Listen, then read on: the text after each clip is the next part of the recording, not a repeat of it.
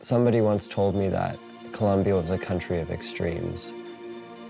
Colombia is extremely beautiful and the people are wonderful, but there's also extreme poverty.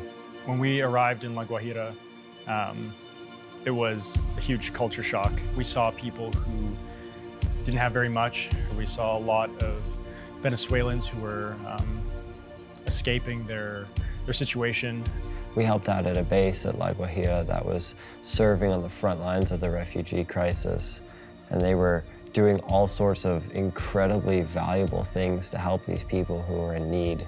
Basically, there was pharmacy and dentistry, doctors, and then there was a kids area. There was a pool that they built, and just seeing the kids there play in it because they've never seen a pool before, and they had so much fun.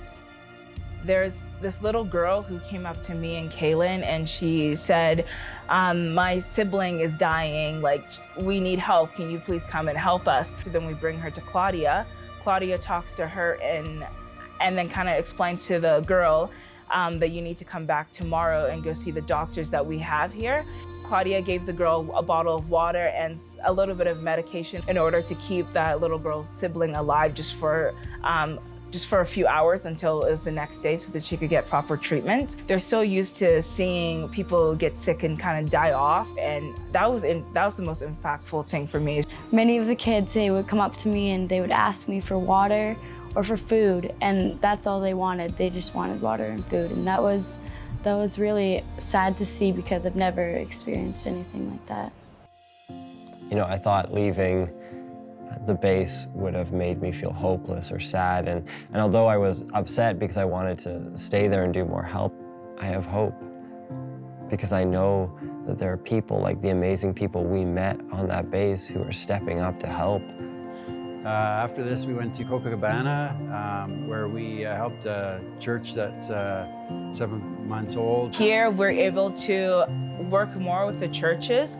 We're teaching English to families and to kids. We taught Sunday school, and that was really fun. I made lots of little friends.